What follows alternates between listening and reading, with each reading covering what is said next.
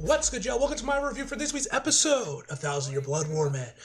First of all, so guys, sorry for the lateness of this review, man. I literally just got back from theater and finished recording my review for Spider-Man Brand New Day, man. SummerSlam is going to start literally less than 20 minutes, man. So unfortunately, I'm definitely not going to be able to finish recording this in time, man. I'll probably get my reaction up first just so you guys have something coming out today, because the review will more likely either come out super late tonight, because I'm going to have to wait till SummerSlam ends to finally, finish recording the video and editing and whatever, or it'll come out tomorrow morning.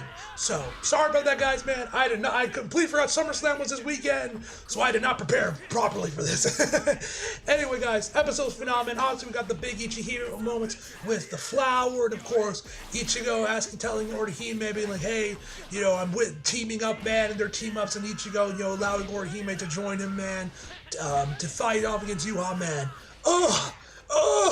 Y'all know I love those moments, man. They were easily the highlight of the episode, man.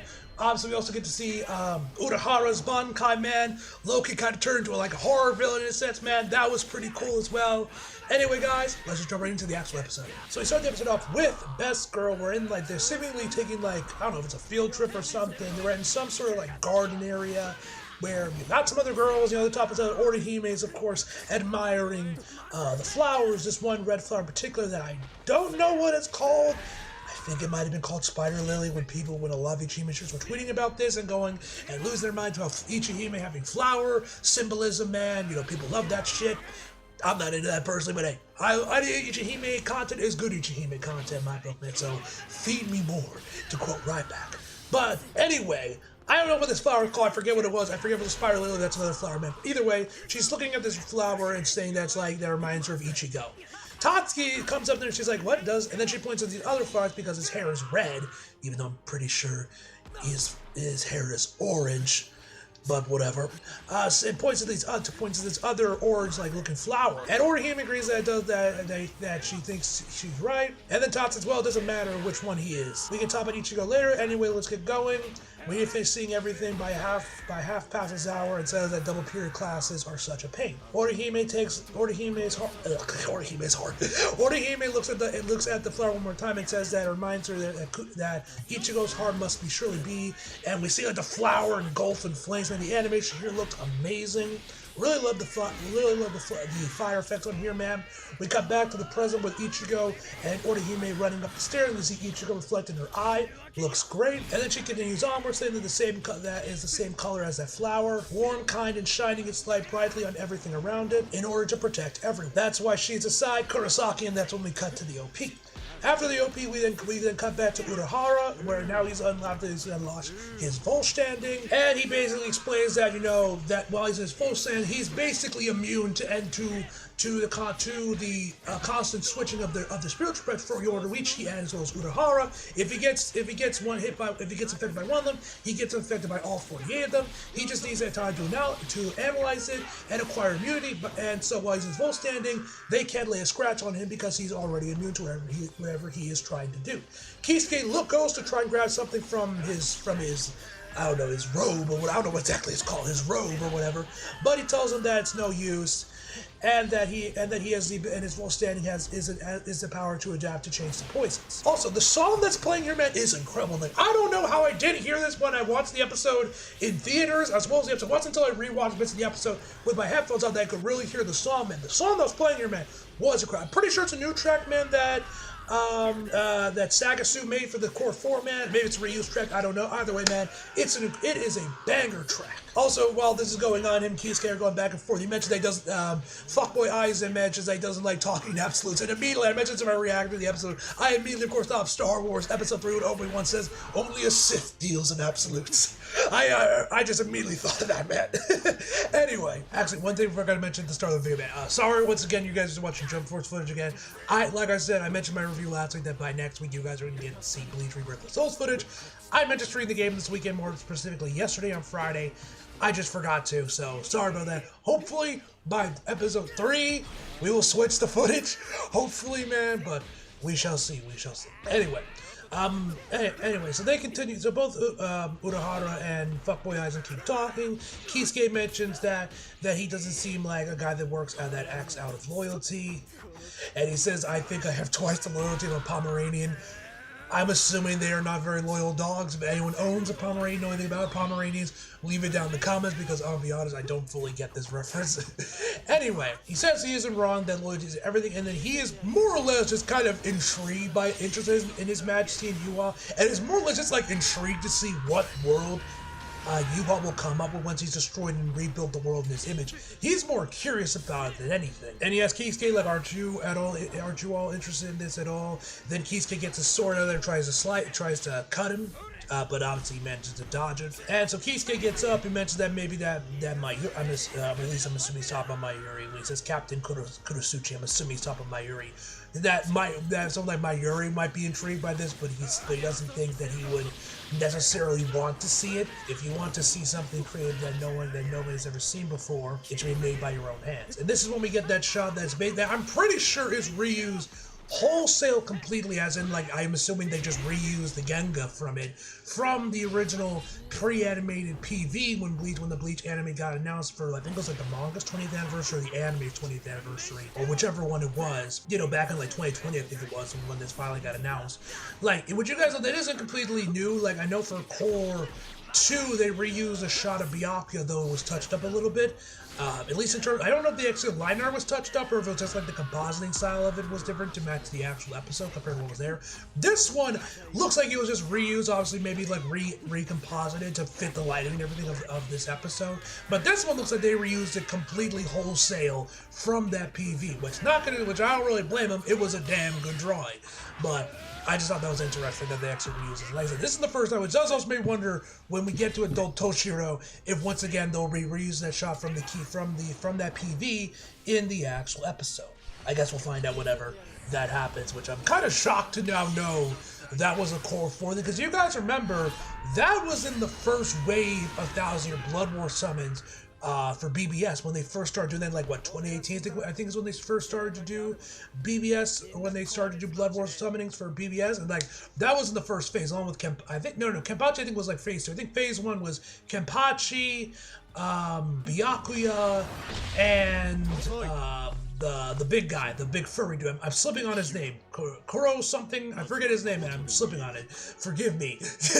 I'm not truthfully fit, but yeah, the big guy, man, like with his human form, man, which was pretty good. Like that was actually Core 1. Byakuya was Core 2, and Toshiro was Core 4. Kind of surprised how they went that road, because I honestly thought that was all gonna be like Core 1 stuff or something, but I was kind of surprised that like Adult Toshiro wasn't until Core 4 content. I just thought that was interesting.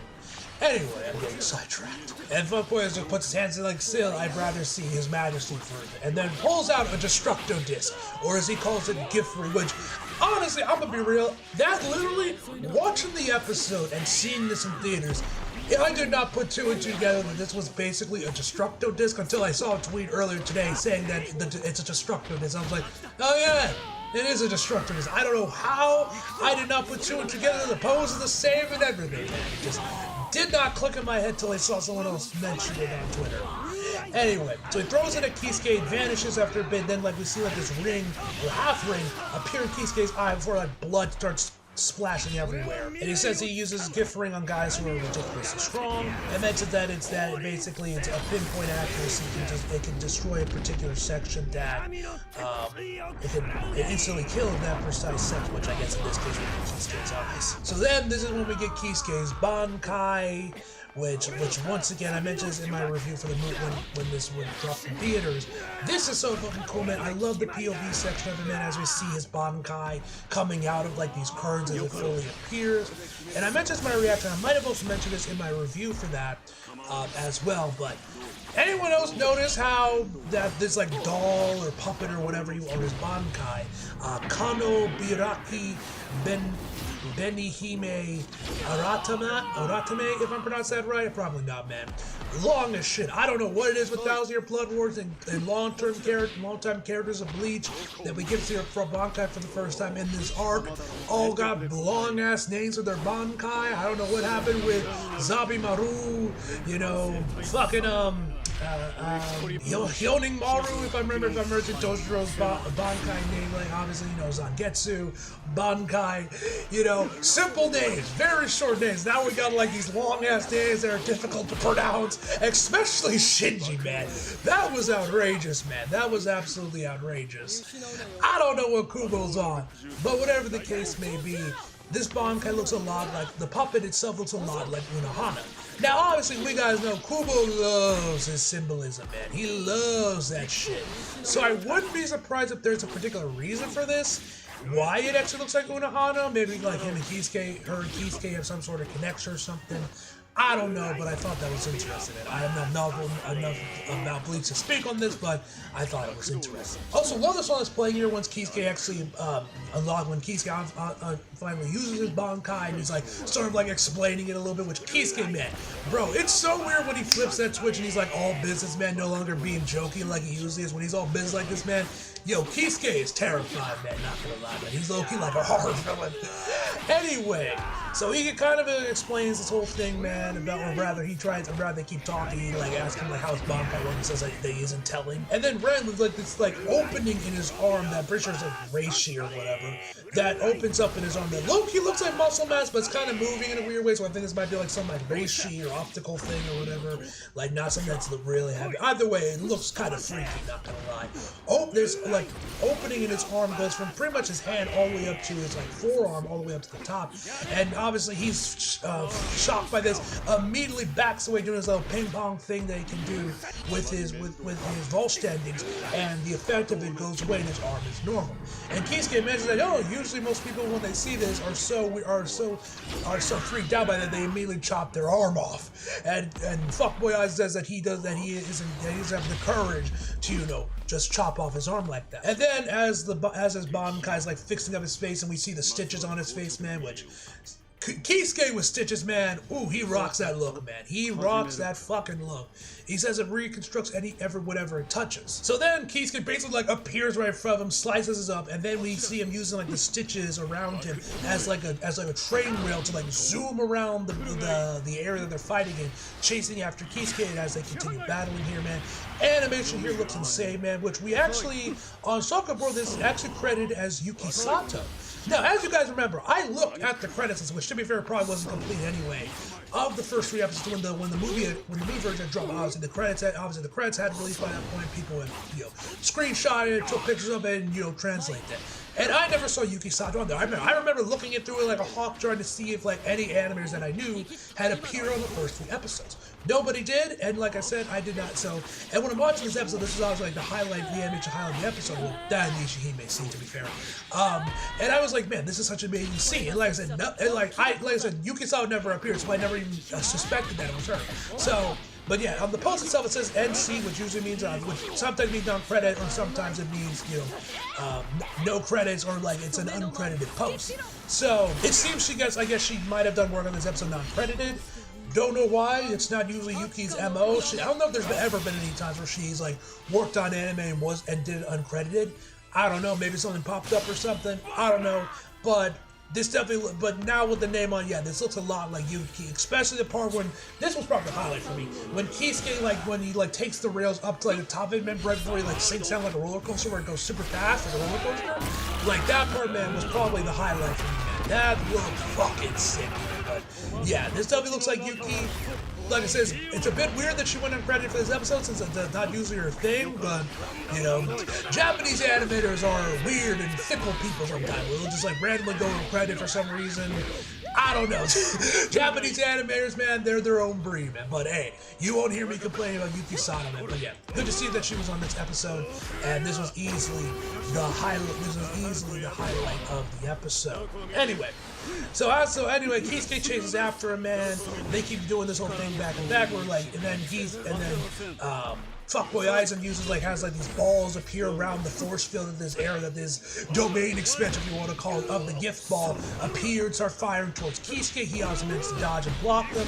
Eventually, he ends up getting hit by someone, crashes into one of the nearby buildings or whatever. And then he mentioned that the gift ball deluxe was inescapable, but he never said impenetrable, so he wanted to make it. So he wanted to do a test on why not create a direct path into the ball from the outside, which is what he did to get Grimmjow to literally stab him through his chest and is holding his heart.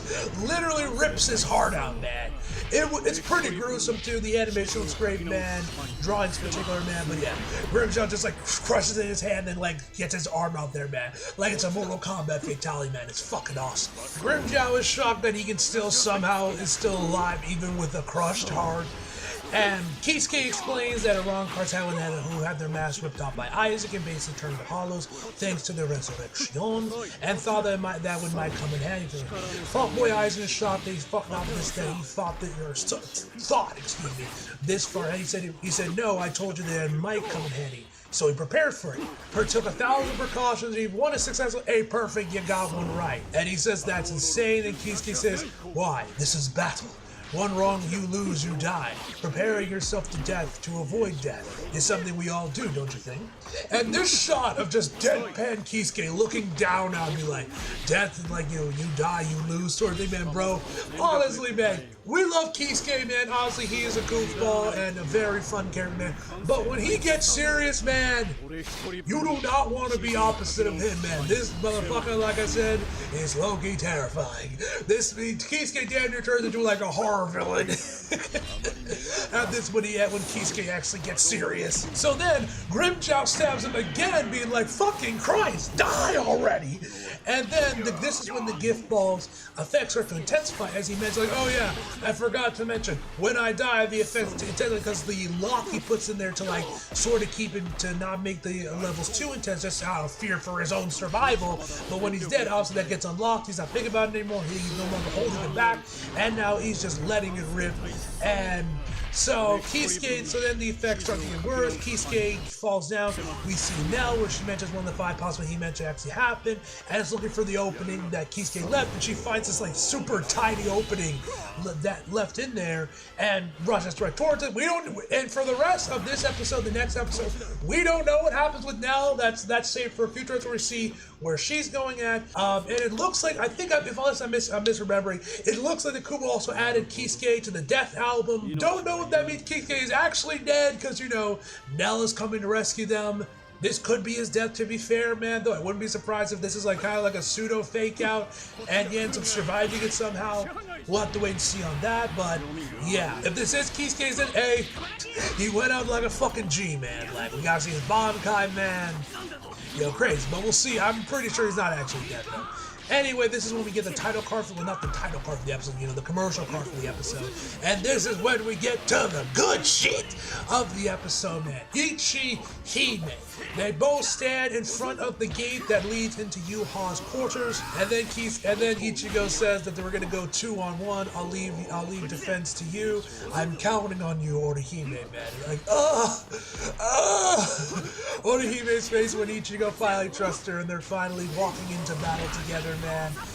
And she says, finally, I can finally fight to protect Ichigo, man. And we get the shot of them climbing up the stairs, man. I'm gonna try to see if I can make it a stitch. I don't know, because they're actively moving, so I don't know if I'll be able to make an actual stitch out of it, man, at least completely. I'll have to wait and see on that when I actually edit this video together, when I make the thumbnail and everything. But anyway, man, either way, man, it's fucking sick, man. This is so fucking cool, man. This got a huge pop out of me, man. So they open the doors, man. This place looks like a boss room, if I'm being honest, man. And so Yuha's obviously sitting on his throne waiting for Ichigo to come in and be like, son of darkness, aren't you gonna draw your sword? That leaves you quite vulnerable. And he's like, and he is just excited to see what Ichigo does. Will he attack from the left? Will he attack from the right? We see a spiritual pressure seemingly going everywhere, man. There's orange mist. Then also pretty cool, man. The effects here look really good. He calls Ishin his stand-in father. Ichigo says, you're not my dad. You're the man that killed one of my parents. Your mother, don't be so pathetic, and then Ichigo just starts charging towards him, gets a good Tensho, and the effects animation of this man is amazing as Ichigo charges towards him, man. Unfortunately, pretty much that Yuki Sato cut is like the only one that has any credits attached to it from this episode. Everything else is artist unknown, unfortunately, which is unfortunate. But either way, man, it's fit, but either way, man, it's awesome, man. The animation here, man, the Ichihime Sakuga is a pleasure, man. It looks amazing. Like I said, the effects animation in particular looks really good, man. Anyway, this is when we cut back over to Uryu. We see him and Hashua fighting. Uryu kind of goes deeper into wherever there are. He starts laying out a reishi or whatever, like it looks like paint, onto the walls. They're basically fire arrows from them, which obviously Hashua always managed to dodge and deflect them. And then Uryu charges a bunch of arrows to get to the one that big match. I think it was the same when he used to kill Ichigo before Orihime obviously got him and saved him and everything and healed him. Where he says, "I'm going to send you to the Almighty to the grave," as he fires it towards Hashua, which actually managed to hit him. And we also get some really nice 3D, and I think it might be here. I might be getting stuff mixed up. We got once again some really good use of 3D backgrounds with Hashua dodging the arrows, man, before he gets hit and falls down, man. The animation looked amazing. Afterwards, Hashua said that he'll rectify Uryu's ignorance, and we are beginning to start to see his transformation with the Almighty. And then we cut back over to Ichigo once again. We got an amazing cut of Orihime pulling up his shield and rotating as Ichigo comes from behind her to ahead of her, man. Ugh! What a shot, man. What a shot. It honestly sucks that we don't have any other more animators credited for this episode so far, man. Because, that was such a clean shot. We get to see some more tag team with Orihime and Ichigo where they're putting shields in front of him, man, as Ichigo charges towards Yuha. Yuha starts talking some more shit about how she gave birth to you and lived for me. You know, there is no greater happiness, man. Ichigo's obviously getting very angered by this, man. And then we come back once again, back to Uryu, where we get to see the full design of Hashua's new form with the Almighty. Which, if you guys did not know, this is a completely anime original form. This was in the manga, and actually in the interview at the end of the movie version of Core 4, which, funny enough, all the normies left. I don't know why. People were actively groaning and left as if the story we read for didn't tell them, hey, stay after the credits for, an interview with Kubo-san, and, it was Kubo, I think the series director, and I think someone else. It might have been the Jump editor that was once Kubo's assistant. I forget who it was, but they told you before, I don't know why people were shocked, man. It was me and a handful of people stuck around. Everyone else left, and the theater was almost completely sold out, man. It was pretty packed. So, don't know what that was about, man, and I know DBZ Adra said something similar when all the normies or tourists left when the interview started. I'm like, hey, I get all this cool new information, fuck you guys. Anyway, while that happened, we actually got to see Kubo's version of this, man, or his initial design of this new form, man, which is pretty cool to see. Anyway, we then come back to Ichigo again, where once again Yuha is using the Almighty or the Soul King's power, whatever you want to call this black mist stuff. Once again attacking Ichigo, and Yuha says, "What a reckless charge! Why did you bring that woman for?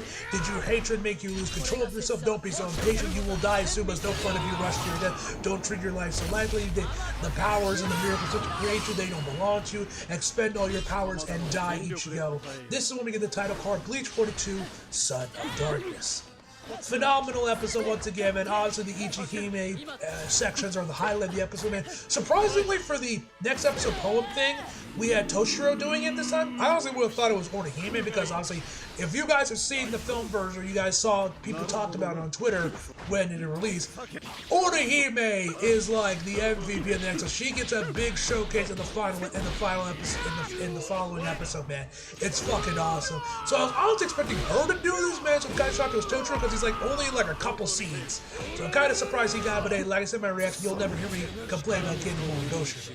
But anyway, man, next week's gonna be insane, man. You guys will see me losing my goddamn shit in the reaction to that episode, man. As Orihime stocks rise to record highs, man. It's gonna be awesome. Anyway, guys, we're this episode 9.5 out of 10, guys. Hope you guys enjoyed the video. Leave a like if you did, subscribe if you're new. Follow me if you feel like it. Links are across below. And as always, grab for more. See you guys next time.